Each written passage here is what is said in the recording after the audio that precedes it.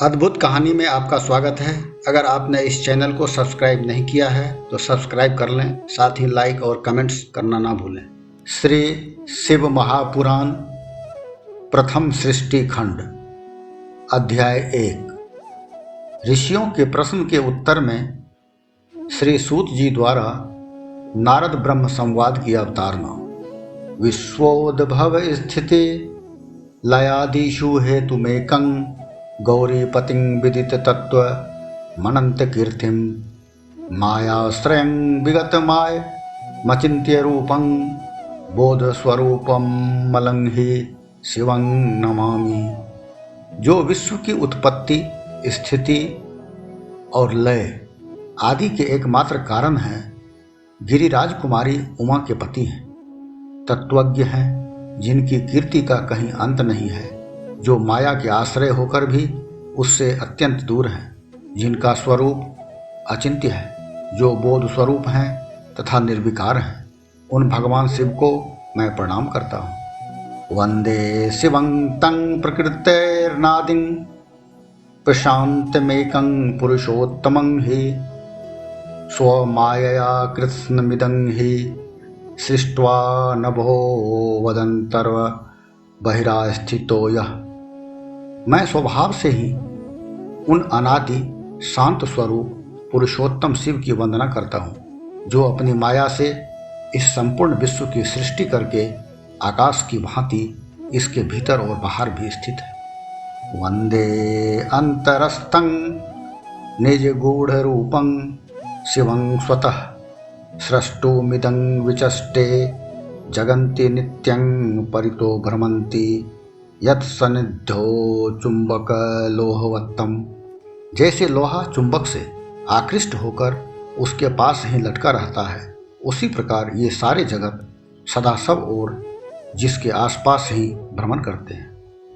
जिन्होंने अपने से ही इस प्रपंच को रचने की विधि बताई थी, जो सबके भीतर अंतर्जामी रूप से विराजमान है तथा जिनका अपना स्वरूप अत्यंत गूढ़ है, उन भगवान शिव की मैं सादर वंदना करता हूँ।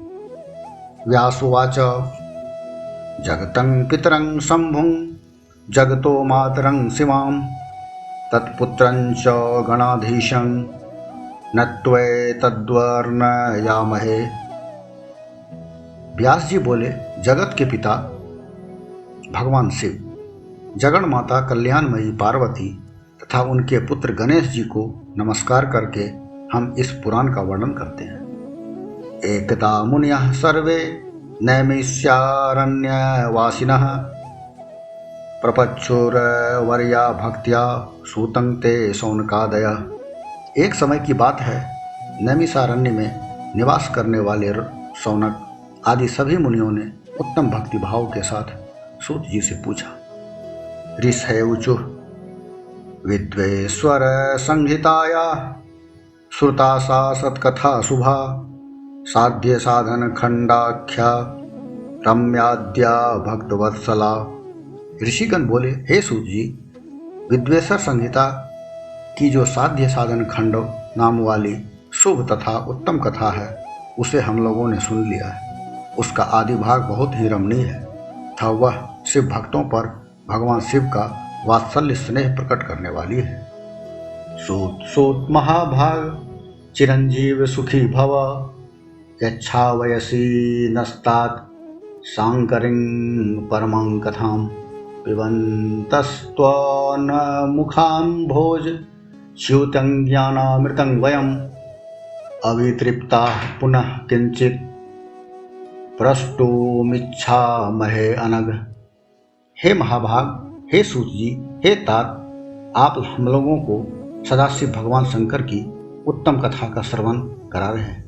अतएव आप चिरकाल तक जीवित रहें और सदा सुखी रहें। आपके मुख कमल से निकल रहे ज्ञानामृत का पूर्ण रूप से पान करते हुए भी हम लोग तृप्त नहीं हो पा रहे हैं। इसीलिए हे अनघ यानी पुण्यात्मा, हम सब पुनः कुछ पूछना चाहते हैं।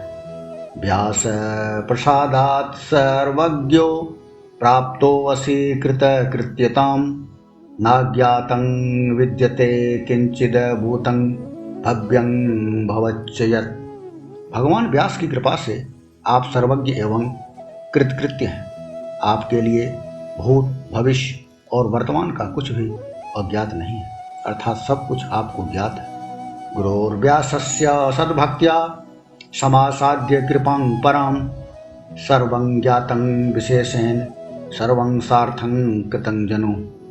अपनी सद्भक्ति के द्वारा गुरु व्यास जी से परम कृपा को प्राप्त कर आप विशेष रूप से सब कुछ जान गए हैं और अपने संपूर्ण जीवन को भी कृतार्थ कर लिया है। इदानीं कथय प्राज्ञ शिवरूपमनुत्तमं दिव्यानि वै चरित्राणि शिवयोरप्यशेषतः। हे विद्वान, अब आप भगवान शिव के परम उत्तम स्वरूप का वर्णन कीजिए, साथ ही शिव और पार्वती के दिव्य चरित्रों का पूर्ण रूप से श्रवण कराइए।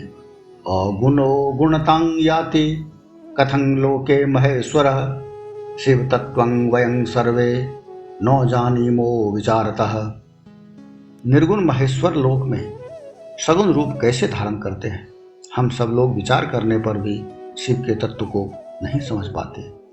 सृष्टेः पूर्वं कथं शंभो स्वरूपेण अवतिष्ठते सृष्टि मध्ये सो हि कथं क्रीडन् संवर्तते प्रभु तदन्ते च कथं देवः सौतिष्ठति महेश्वरः कथं प्रसन्नतां याति शंकरो लोक शंकरः। सृष्टि के पूर्व में भगवान शिव किस प्रकार अपने स्वरूप से स्थित होते हैं, पुनः सृष्टि के मध्यकाल में भगवान किस तरह क्रीड़ा करते हुए सम्यक व्यवहार करते हैं, सृष्टि कल्प का अंत होने पर वे महेश्वर देव किस रूप में स्थित रहते हैं, लोक कल्याणकारी शंकर कैसे प्रसन्न होते हैं। सौ प्रसन्नो महेशानः किं प्रियच्छति सत्फलम् स्वभक्तेभ्यः परेभ्यश्च तत्सर्वं कथयस्व नः। सद्यः प्रसन्नो भगवान् भवतीत्यनुशुश्रुम भक्तप्रियाशं सो महान् पश्यति दयापरः। प्रसन्न हुए महेश्वर अपने भक्तों तथा दूसरों को कौन सा उत्तम फल प्रदान करते हैं, यह सब हमसे कहिए। हमने सुना है कि भगवान शिव शीघ्र प्रसन्न हो जाते हैं। वे महान दयालु हैं, इसीलिए वे अपने भक्तों का कष्ट नहीं देख सकते। ब्रह्मा विष्णुर महेशश्च त्रयो देवाः शिवांगजा महेश अस्तत्र पूर्णांशः स्वयमेव शिवो अपरः तस्याविर्भावमाख्याहि चरितानि विशेषतः उमाविर्भावमाख्याहि तद्विवाहं तथा प्रभो तद्गार्हस्थ्यं विशेषेण तथा लीलाः परा अपि एतत् सर्वं तदन्यच्च कथनीयं त्वया नघ। ब्रह्मा, विष्णु और महेश ये तीनों देवता शिव के ही अंग से उत्पन्न हुए। इनमें महेश तो पूर्णांश है, वे स्वयं ही दूसरे शिव हैं।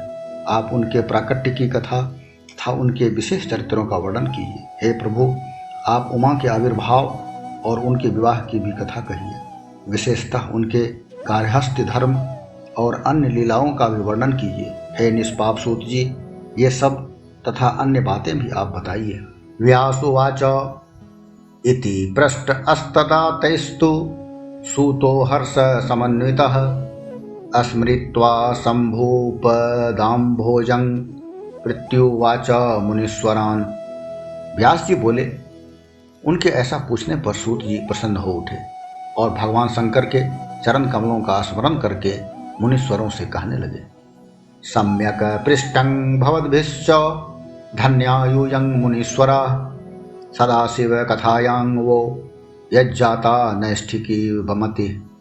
सदाशिव कथा प्रश्नः पुरुषां स्त्रीन् पुनातिः वक्तारं पृच्छकं श्रोत्रेंजाहन विसलीलं यथा। सूत जी बोले, हे मुनीश्वरों, आप लोगों ने बड़ी उत्तम बात पूछी है। आप लोग धन्य हैं जो कि भगवान सदाशिव की कथा में आप लोगों की आंतरिक निष्ठा हुई। सदाशिव से संबंधित कथा वक्ता, पूछने वाले और सुनने वाले, इन तीनों प्रकार के पुरुषों को गंगा जी के समान पवित्र करती है।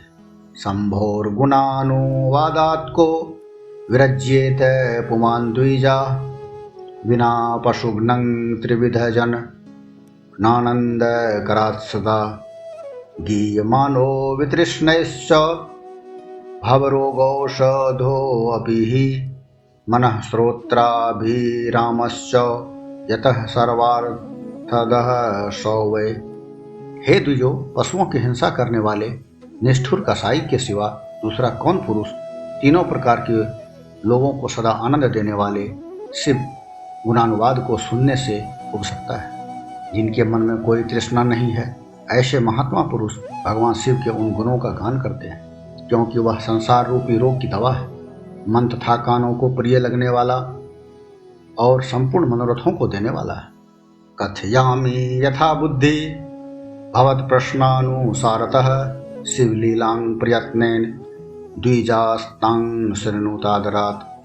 हे ब्राह्मणों, आप लोगों के प्रश्न के अनुसार मैं यथा बुद्धि प्रयत्न पूर्वक शिव लीला का वर्णन करता हूँ। आप लोग आदर पूर्वक सुने।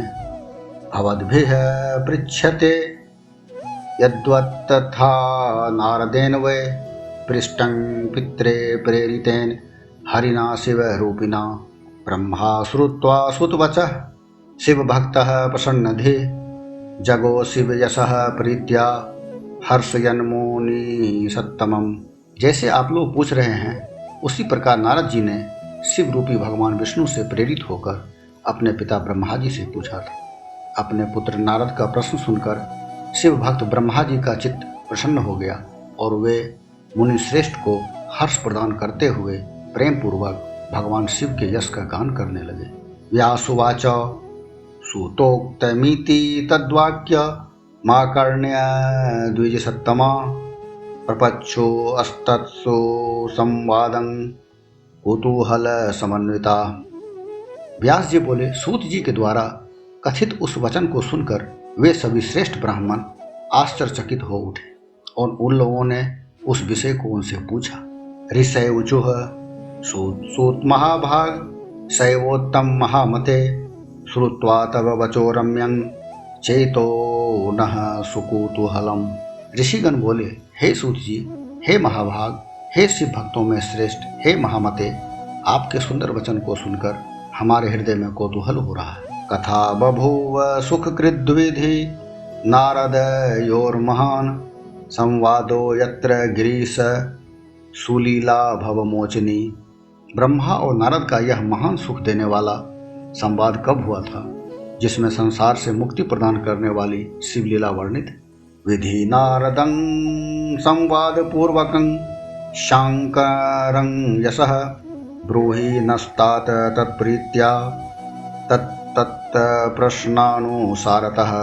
हे तात, प्रेम पूर्वक नारद के द्वारा पूछे गए उन प्रश्नों के अनुसार भगवान शंकर के यश का गुणानुवाद करने वाले ब्रह्मा और नारद के संवाद का वर्णन करें। इत्याकर्ण्य वचस्तेषां मुनीनां भावितात्मनां सूतः प्रोवाच सुप्रीत अस्तत्संवादानुसारतः। आत्मज्ञानी उन मुनियों के ऐसे वचन को सुनकर प्रसन्न हुए सूत जी उस ब्रह्मा नारद संवाद के अनुसार कही गई शिव कथा को कहने लगे। इस प्रकार श्री शिव महापुराण के अंतर्गत द्वितीय रुद्र संहिता के सृष्टि खंड में मुनि प्रश्न वर्णन नामक पहला अध्याय पूर्ण हुआ।